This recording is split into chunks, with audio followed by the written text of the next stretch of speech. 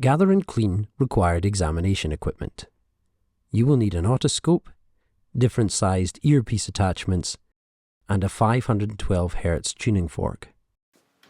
Ensure appropriate infection control by decontaminating your hands.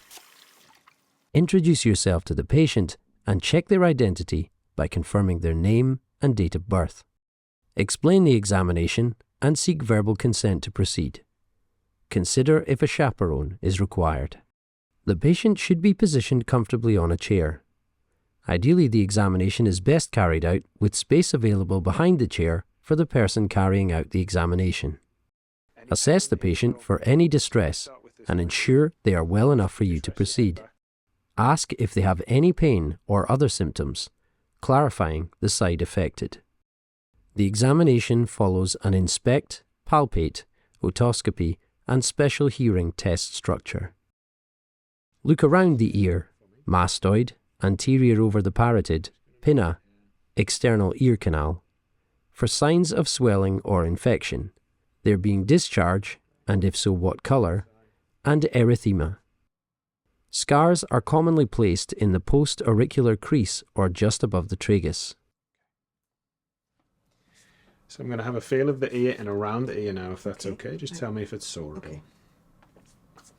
Palpate the mastoid, tragus and pinna for any tenderness.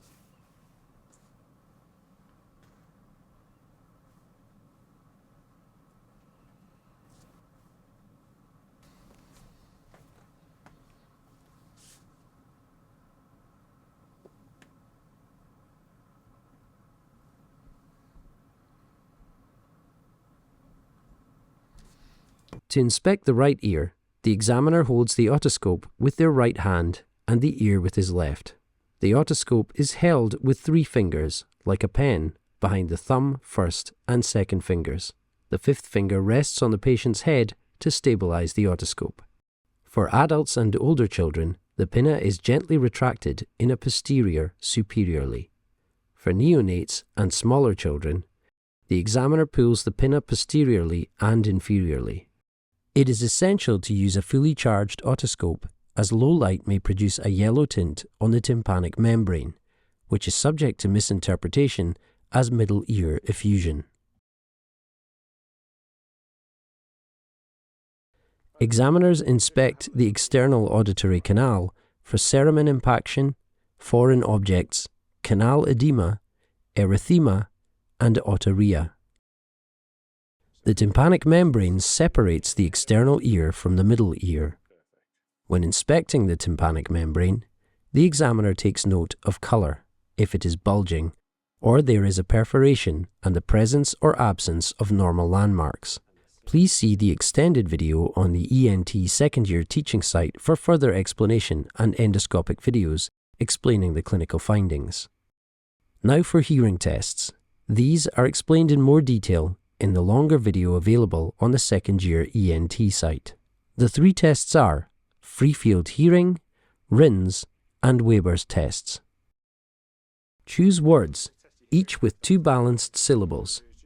For example, cowboy, football, mango, pencil. Stand to the side of the patient for the ear you are testing. Gently and repetitively press on the tragus of the non-test ear, using your other hand passed behind the patient's head. This masks the non-test ear. Say the test words and ask the patient to repeat them back to you at a full arm's length. Cowboy. Cowboy. Pencil. Pencil. If the patient correctly identifies 50% or more words at the quietest threshold, they have normal hearing in this ear. You can then move on to test the contralateral ear. If not, increase the volume as follows until the patient correctly identifies 50% or more words. 50% correct at whispered indicates normal hearing. 50% correct at conversational would indicate a mild to moderate hearing loss. And 50% at loud voice indicates severe hearing loss. In this video, we will show you the textbook definition. However, in clinical practice, most clinicians will place the tuning fork on the mastoid and then in front of the external canal and ask a patient which is louder. Initiate vibration of the tuning fork and then place the vibrating tuning fork onto the patient's mastoid process of the tested ear. Ask the patient to cover the opposite ear with their hand. Ask the patient to report when the sound can no longer be heard. After the patient can no longer hear the tuning fork placed on the mastoid process, move the vibrating tuning fork adjacent to the ear canal with the tines oriented perpendicular to the ear canal, approximately 3 to 4 centimeters from the ear. Ask the patient if they can hear the sound conducted through the air. Can you Can hear hear that? that, yes. Okay. I'm going to do the same on this side.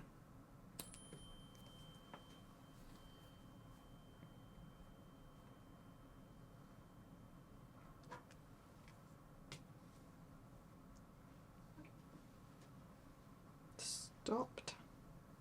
I can hear that, yes. Place the vibrating tuning fork on the midline of the forehead. These vibrations will be conducted through the skull and reach the cochlea. Ask the patient whether it is heard loudest in either one side or the midline. That's the same in both. Students should be able to interpret tuning fork results for normal hearing, conductive hearing loss, and sensory neural hearing loss. Assess and document facial nerve function. I'm just going to finish by testing the facial nerve and the movements of the face. Right, okay. So I'm going to get you to raise your eyebrows up for me. Keep them up. Close your eyes tight. Keep them closed. If you puff your cheeks out for me, don't let the air come out. Show me your teeth and stick your lower chin out. That's great. Clean the examination equipment you have used and perform appropriate infection control by decontaminating your hands. Thank the patient, explain your findings to the patient, and complete appropriate documentation in the clinical record.